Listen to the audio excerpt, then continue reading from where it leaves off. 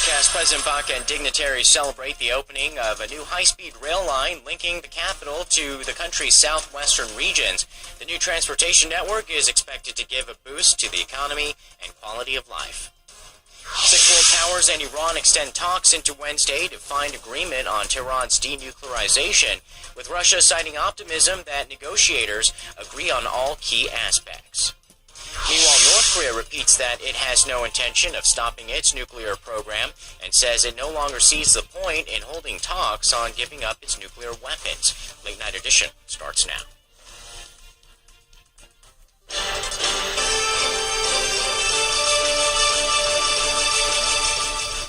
Welcome to Arirang News. I'm Sean Lim, and thanks for tuning in to Late Night Edition.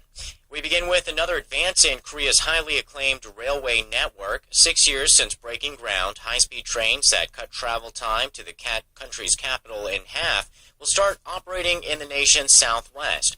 President Park Geun-hye celebrated the opening of the latest KTX line this Wednesday with anticipation that it will spur regional development. Chae Yoo-sun shows us the new way to ride in style. President Park Geun-hye hopped on a high-speed train running on a new line stretching through Korea's southwest.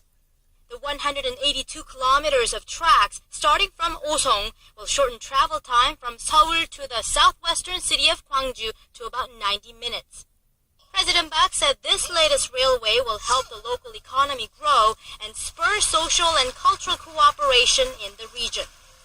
호남고속철도 건설에 따른 25조 원의 경제적 파급 효과와 함께 전북, 광주 등 지역별 창조경제혁신센터를 중심으로 활발한 인적 교류와 기업 이전을 촉진하게 될 것입니다.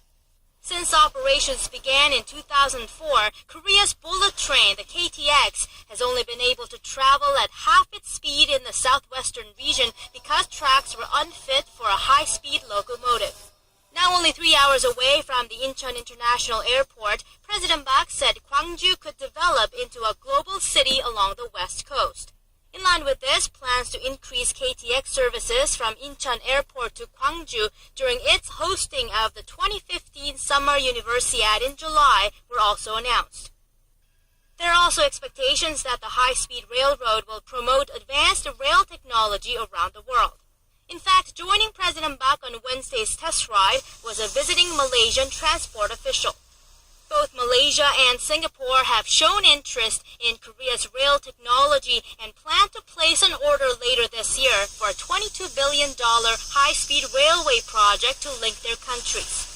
The second phase of Korea's high-speed rail project, connecting Gwangju to the southern city of Mokpo, meanwhile, remains in limbo as the finance and transport ministries differ on the route.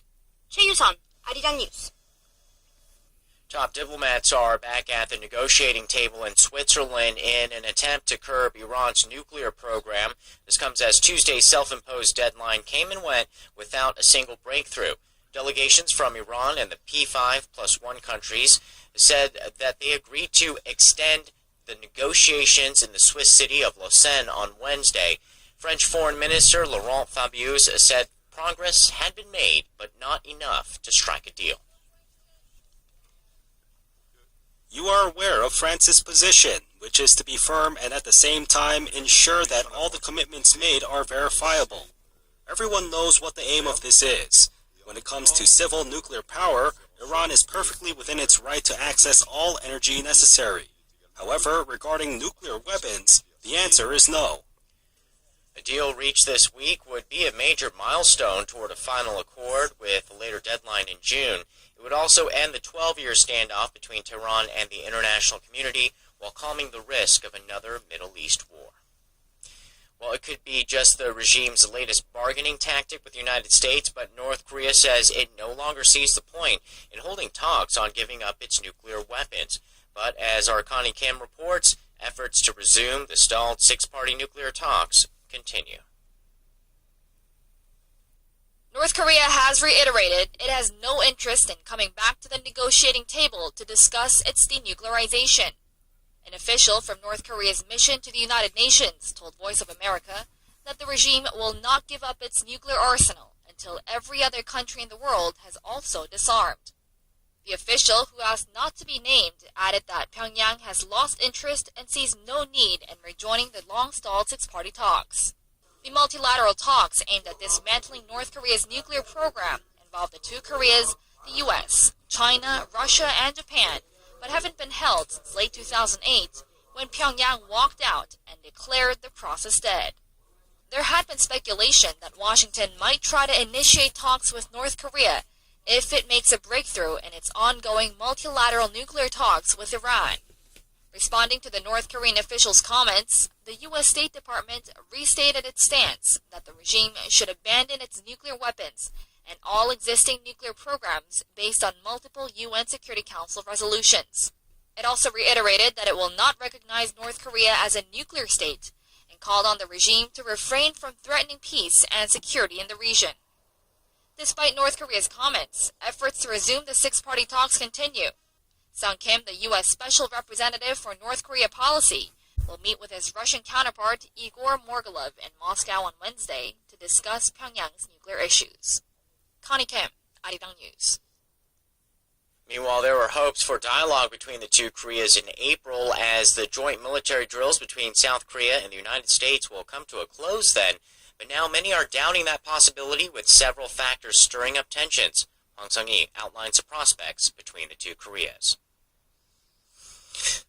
Hopes for fresh momentum in inter-Korean ties are fading. The joint military training drills end on April 24th, but the two Koreas have another.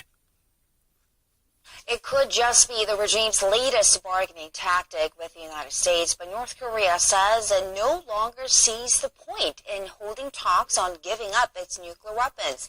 But efforts to resume the stalled six-party nuclear talks continue. Our Connie Kim tells us more. North Korea has reiterated it has no interest in coming back to the negotiating table to discuss its denuclearization.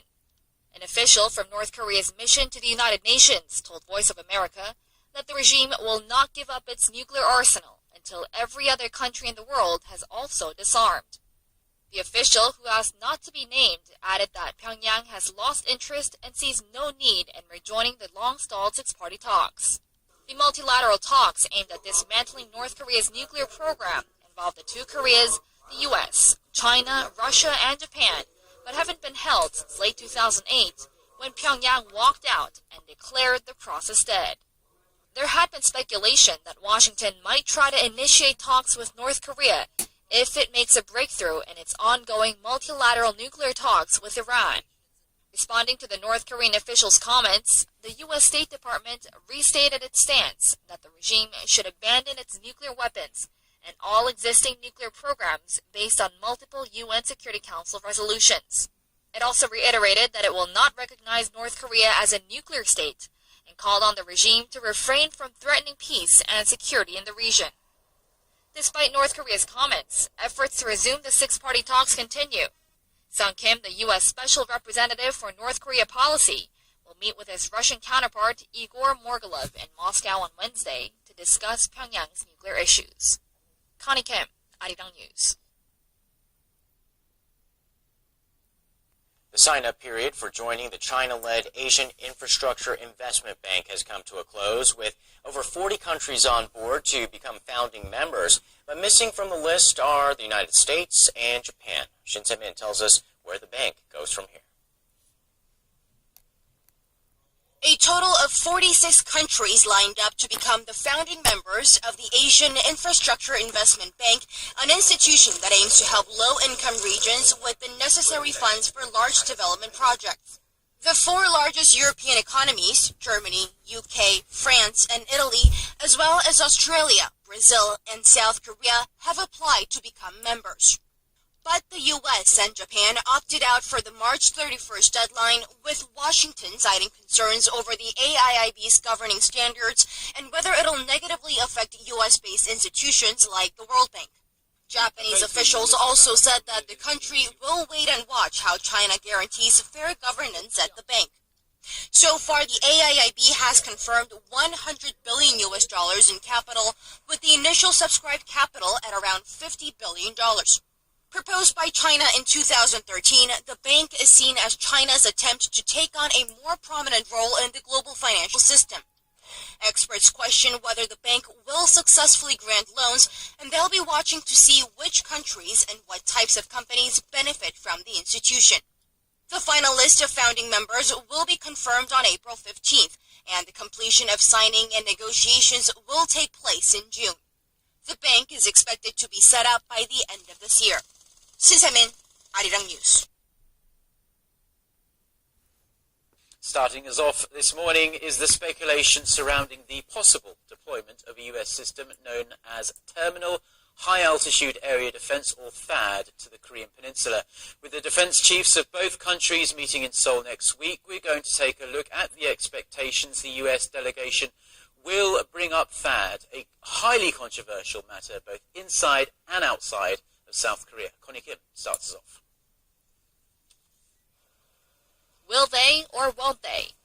With around a week remaining until U.S. Defense Secretary Ashton Carter arrives in Seoul for talks with his South Korean counterpart Han Min-gu, the elephant in the room is whether they touch upon the possible deployment to the Korean Peninsula of the U.S. missile defense system called THAAD. The U.S. government has not formally proposed THAAD talks. If Carter does during his trip, it will become a political issue. Then Seoul and Washington will be pressed to make a decision. Some observers believe a bigger issue needs to be addressed before the U.S. proposes talks about THAAD. Experts say that Seoul and Washington would have to agree on the severity of the North Korean nuclear threat in order for THAAD talks to proceed. Budget sequestration in the U.S. meant defense spending was cut. The U.S. believes North Korea has scaled up its nuclear threat, so the Pentagon says it needs more funds. The South Korean government, on the hand, is not keen on increasing its defense budget. Other experts think THAAD is unlikely to come up during Carter's visit. China's reaction on the THAAD issue, very controversial. I don't think he's going to raise any controversial issues at all. Rather, he will say the U.S. commitment to the defense of South Korea. China and Russia say THAAD threatens their national security because the system's radar has a range of up to 2,000 kilometers, meaning it would cover significant parts of their mainland territories. Sandwiched between Beijing and Washington, observers say Seoul must make its own objective decision and not be swayed by the superpowers. However, until official talks on THAAD materialize, the two countries will focus on trying to find common ground on security, military, and diplomatic issues at upcoming defense talks in Washington and Singapore. Connie Kim, Arirang News.